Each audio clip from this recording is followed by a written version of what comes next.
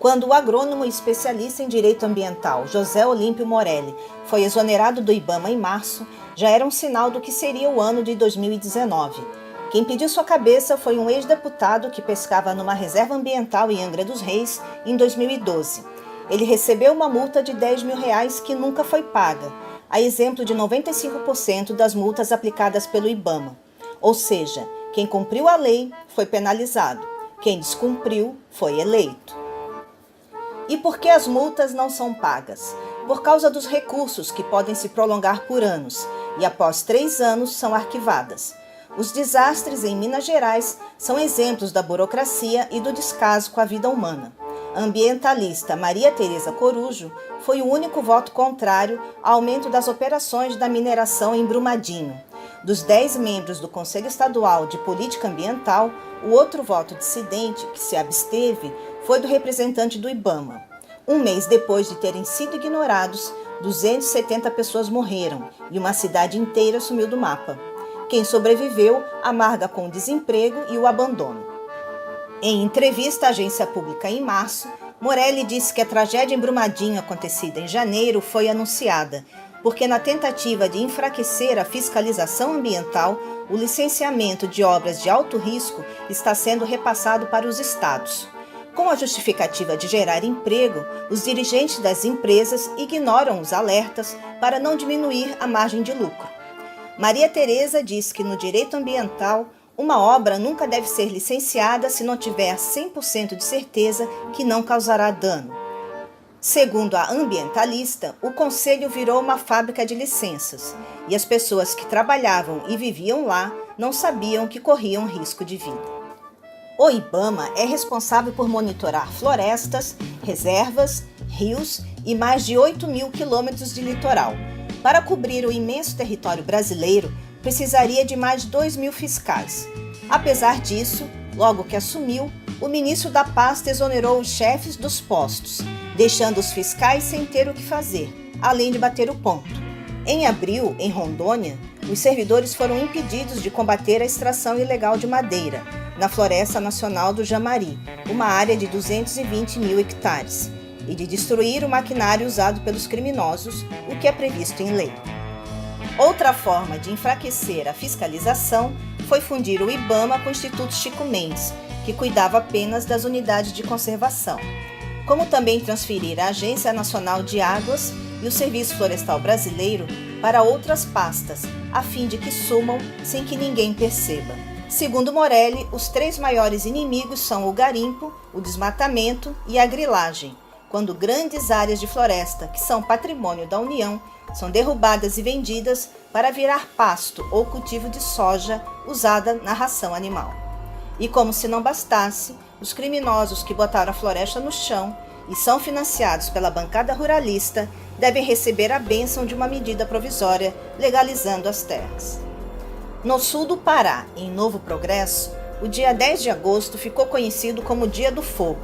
Foi quando o incêndio patrocinado por um grupo de WhatsApp, composto por fazendeiros e comerciantes, alguns condenados por crime ambiental e usando tornozeleira eletrônica, destruiu 3 mil hectares de mata. Eles fizeram uma vaquinha para contratar motoqueiros de fora e tocar fogo na floresta, com uma mistura de óleo diesel e gasolina. Quem descobriu a ação criminosa foi o jornalista Adécio Piran, da Folha do Progresso, que teve que sair da cidade por causa das ameaças de morte, fazendo a gente se perguntar: que progresso é esse? Na ocasião, o governo acusou ONGs ambientais de incendiar a floresta, sem apresentar provas. Em novembro, 4 jovens que apagam incêndios de forma voluntária em Alter do Chão, no norte do Pará, foram surpreendidos com policiais invadindo suas casas e a ONG Saúde e Alegria. Eles seriam suspeitos de simular o incêndio do dia 14 de setembro, fazer fotos para conseguir doações e botar a culpa no governo. Um desses integrantes é meu irmão, o João Vitor. João mora lá há 3 anos. Ele deixou uma vida confortável aqui em São Paulo para morar numa cabana que nem parede tem, no meio da floresta. Ele tem mulher, ele tem filha e ele voluntariamente trabalhava combatendo o fogo na região de Alter do Chão. Eu faço esse vídeo apelando porque o que aparece na mídia não é a verdade. estão colocando esses 4 meninos como criminosos. Eles são vítimas de alguma coisa que eles mexeram lá, a gente não sabe direito o que acontece, mas a gente precisa de ajuda. Esses 4 meninos, eles arriscavam a vida combatendo o fogo na Amazônia, defendendo a floresta, e agora eles precisam da nossa ajuda para que essas informações sejam dadas de forma verdadeira. 3 dias depois, eles foram soltos, de cabeças raspadas, visivelmente traumatizados. Arro!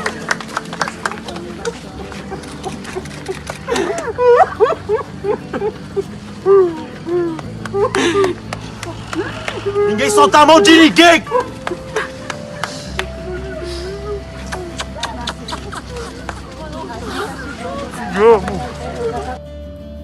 A ONG internacional WWF se pronunciou dizendo que tem parceria com a entidade no valor de R$70 mil para a compra de equipamentos como abafadores, coturnos, sopradores e máscaras. O Ministério Público Federal afirmou que todas as investigações apontam para grileiros e fazendeiros. O episódio foi tão grotesco que o governador do Pará trocou a chefia das investigações para a Delegacia Especial do Meio Ambiente, já que o delegado anterior tem ligação com a indústria madeireira.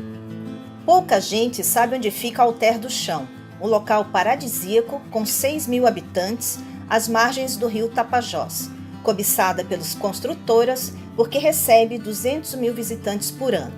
Os ambientalistas presos trabalhavam com turismo sustentável, que gera renda sem degradar a natureza nem expulsar os moradores. Eles criaram um coletivo que faz coleta de lixo orgânica, implantação de fossa ecológica e educação ambiental, o Instituto Aquífero Alter do Chão. Em entrevista ao jornal El País, Marcelo Werner, 36 anos, contou que chegou em 2013 e abriu um retiro de yoga, o Maloca Viva, depois de trabalhar no mercado financeiro em São Paulo por 12 anos. Ele disse que logo que soube das investigações, levou os vídeos feitos com drone para a delegacia, pois o foco sempre foi manter a floresta de pé. Eles trabalham em parceria com os bombeiros e muitas vezes chegam primeiro ao local.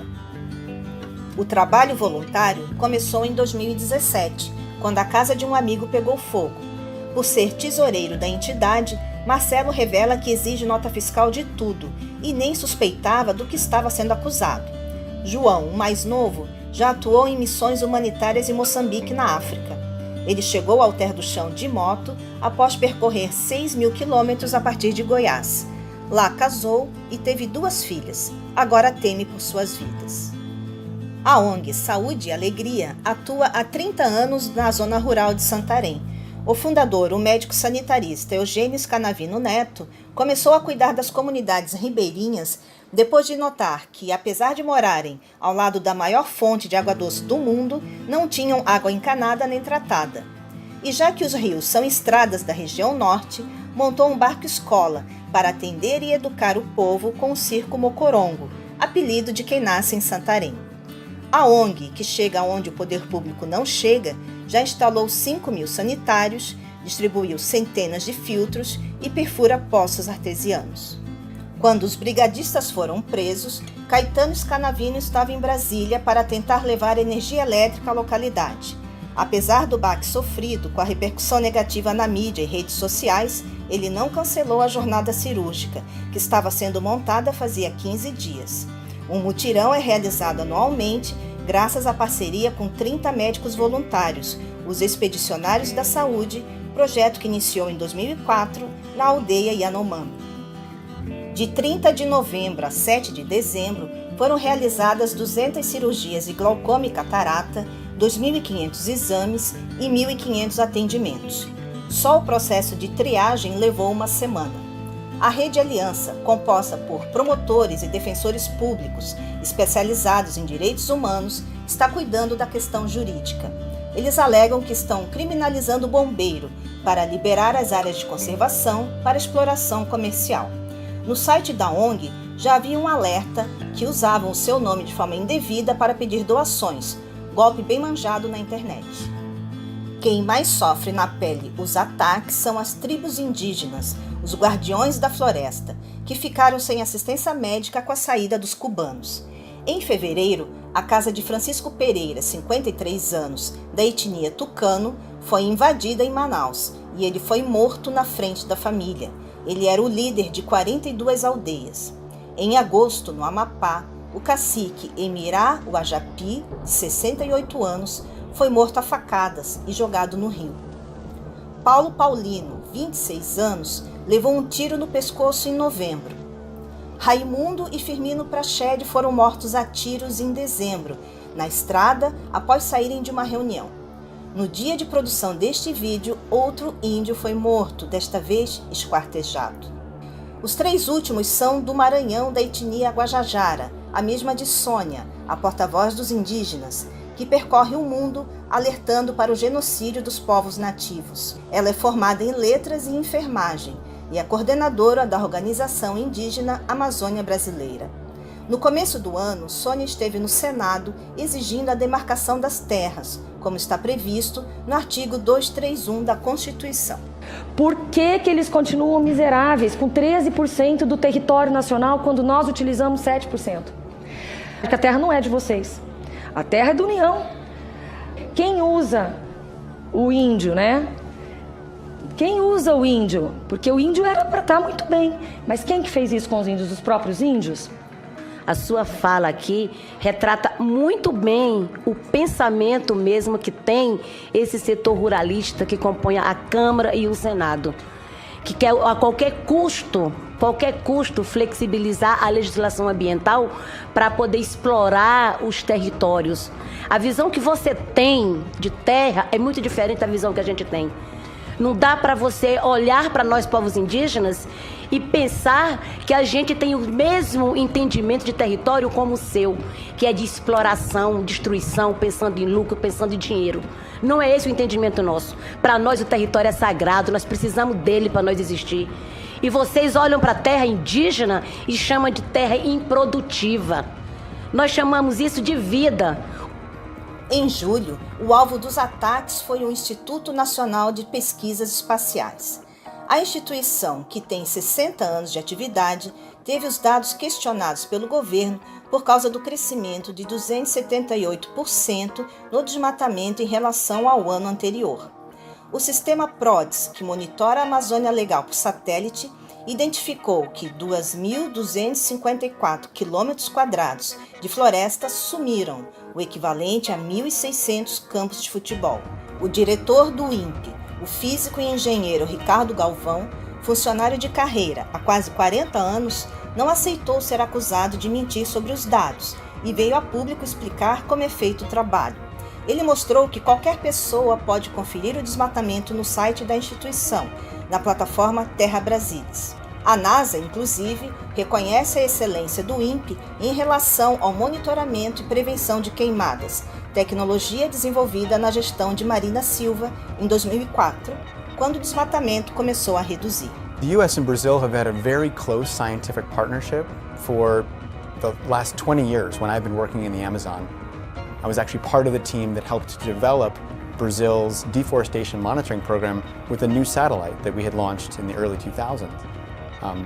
One of the hallmarks, though, of that partnership and collaboration is the fact that the scientific and technical expertise for analyzing and interpreting those satellite images in Brazil is so high that after the development of that system, it's been running operationally within INPE without a lot of NASA involvement.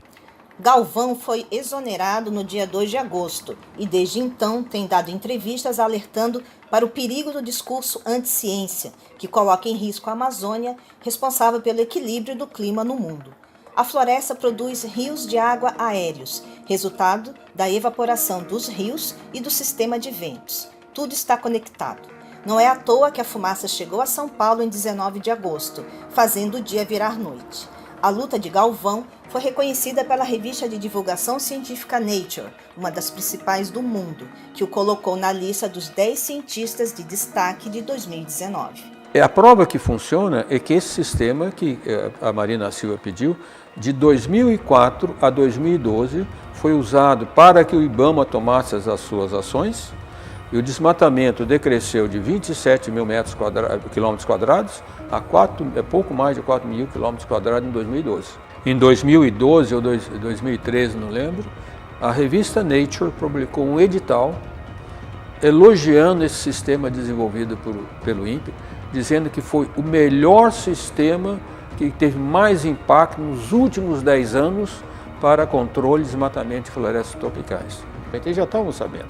Não podiam dizer essa surpresa que não sabia que é ONG que está fazendo isso. Isso é um absurdo. Quem conhece a Amazônia sabe que penetrar a Amazônia não é fácil. Não é uma ONG vai lá e põe fogo, isso não existe. Não? Porque o discurso deles de contrário ao aquecimento global e que a Amazônia é nossa, fazemos o que quiser com a Amazônia, funcionou como sinal verde para os desmatadores ilegais, não tem a menor dúvida. O descaso com o meio ambiente é tão grave que, em outubro, ministros de 6 governos anteriores deixaram de lado as diferenças para entregar uma carta ao presidente da Câmara de Deputados para que não sejam levados à votação projetos de lei que enfraquecem a legislação ambiental. Este ano, o Brasil já perdeu o Fundo Amazônia no valor de 2,5 bilhões de reais e está perdendo rapidamente a credibilidade na defesa da terra, iniciada na Eco 92, no Rio de Janeiro. Na falta de vontade política para proteger os interesses do povo, a sociedade civil tem tomado para si esta missão. Foi o que aconteceu em setembro, quando o petróleo bruto invadiu as praias do Nordeste, ameaçando a fauna marinha e o ganha-pão dos pescadores. Em vez de fazer barreiras de contenção, o governo estava mais preocupado em achar culpados e se eximir de responsabilidades por não ter um plano de contingência. Primeiro atacou a Venezuela, depois o Greenpeace e finalmente o navio grego da Delta Tanks, que negou o vazamento. O pesquisador Humberto Barbosa, da Universidade Federal de Alagoas, acredita que o óleo esteja vindo do subsolo, depois que foi encontrada uma mancha no sul da Bahia, a 55 quilômetros da costa, perto do pré-sal. O petróleo atingiu 112 cidades e chegou ao Espírito Santo. Um mês após as primeiras manchas, o governo finalmente enviou uma força-tarefa, mas até lá, crianças, pescadores e ativistas de várias ONGs já tinham tirado mais de 1.000 toneladas com as próprias mãos. É nessas horas que se revelam os verdadeiros patriotas.